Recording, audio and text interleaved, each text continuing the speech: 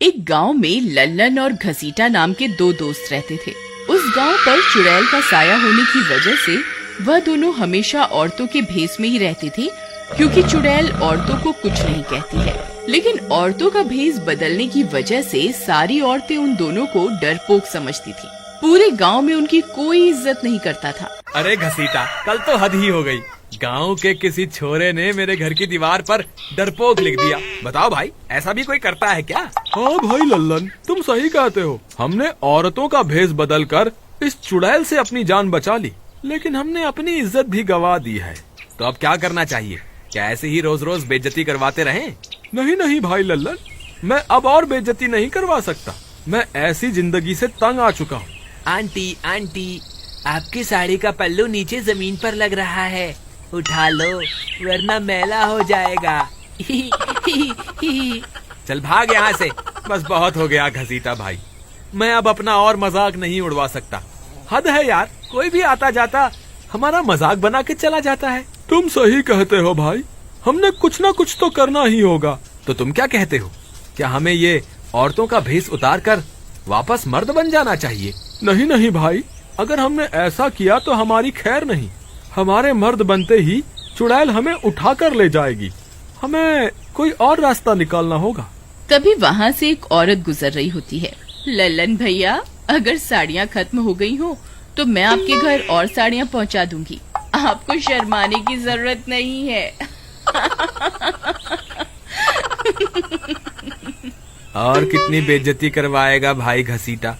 अब तो हमें चुल्लू भर पानी में ही डूब जाना चाहिए। बस अब बहुत हो गया। इस चुड़ैल की वजह से मैंने बहुत बेइज्जती करवा ली। अब मैं इसे नहीं छोड़ूंगा। मैं अभी ये औरत का भेष छोड़कर अपने असली रूप में आ रहा हूँ और जंगल जा रहा हूँ उस चुड़ैल को मजा चखाने।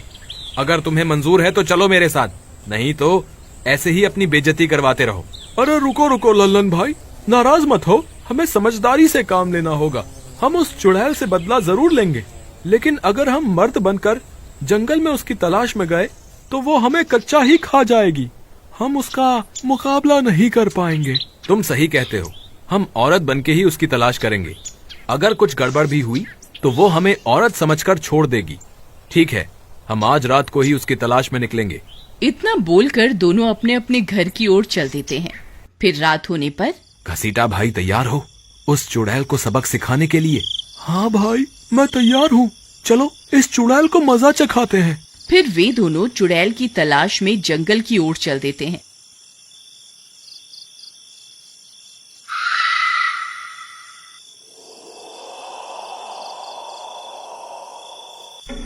रात के समय जंगल बहुत डरावना हो जाता है। उन्हें बहुत सारी भूतिया आवाजें सुनाई देती हैं। अरे मर गए रे, मुझे तो लगता है कि आज मेरी जिंदगी का आखिरी दिन होगा। हे भगवान, अभी तो मेरी शादी भी नहीं हुई। कुछ ही देर में उन्हें रास्ते में कंकाल दिखाई देने लगते हैं। लल्लन भाई, लगता है हम उस चुड़ैल के ठिकाने पर पहुंचने वाले हैं। थोड़ी दूर चलने पर अचानक से उनका सामना उस चुड़ैल से हो जाता है। अरे घसीटा भाई, सामने देखो, ये तो वही चुड़ैल है। अब क्या करें? डरो मत भाई, हम तो औरत हैं। ये चुड़ैल औरतों को कुछ नहीं कहती। ए, कौन हो तुम दोनों? इतनी रात गए इस जंगल में क्या कर रही हो? चुड़ैल बहन, हम दोनों तो शहर जा रही थी। लेकिन तुम्हें इतनी रात गए शहर जाने की क्या जरूरत पड़ गई? चुड़ैल जी, इनकी माताजी बीमार है। हम उन्हीं के लिए दवाई लेने शहर जा रहे थे। ठीक है, तुम जा सकते हो। एक बात बताओ, क्या तुम्हारे गांव में कोई मर्द बचा है? नहीं चुड़ैल जी, सारे मर्दों को तो आप पहले ही अपने साथ उठाकर ले जा चुकी हैं। ठीक है, अगर तुम्हारे गांव में कोई मर्द रहने आए तो मुझे जरूर बताना, नहीं तो तुम्हारे लिए अच्छा नहीं होगा। जी चुड़ैल जी, जैसी आपकी आज्ञा। इतना बोलकर चुड़ैल वहाँ से चली जाती है। बाल बच गए भाई। अगर ये हमारी असलियत पहचान जाती तो हमारी तो शामत आ जाती। चलो इसका पीछा करते हैं। फिर वे दोनों चुड़ैल का पीछा करने लगते हैं।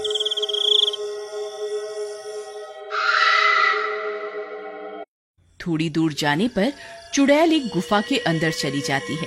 घसीटा भाई, मुझे लगता है इस चुड़ैल ने सभी गांव के मर्दों को इस गुफा में ही कैद करके रखा हुआ है। चलो इस गुफा के अंदर चलते हैं। फिर वे दोनों भी चुड़ैल के पीछे पीछे उस गुफा के अंदर पहुंच जाते हैं।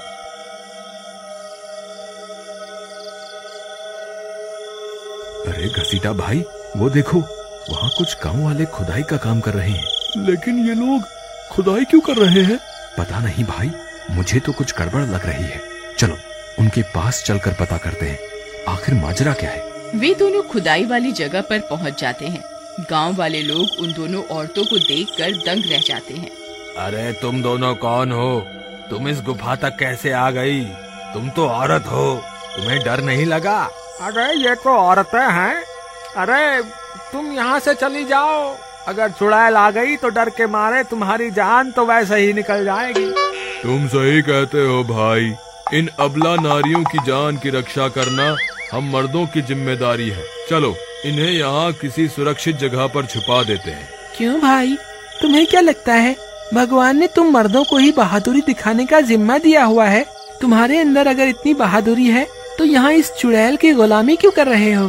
तुम तो मर्द हो ना, अपनी बहादुरी दिखाओ इस चुड़ैल के सामने।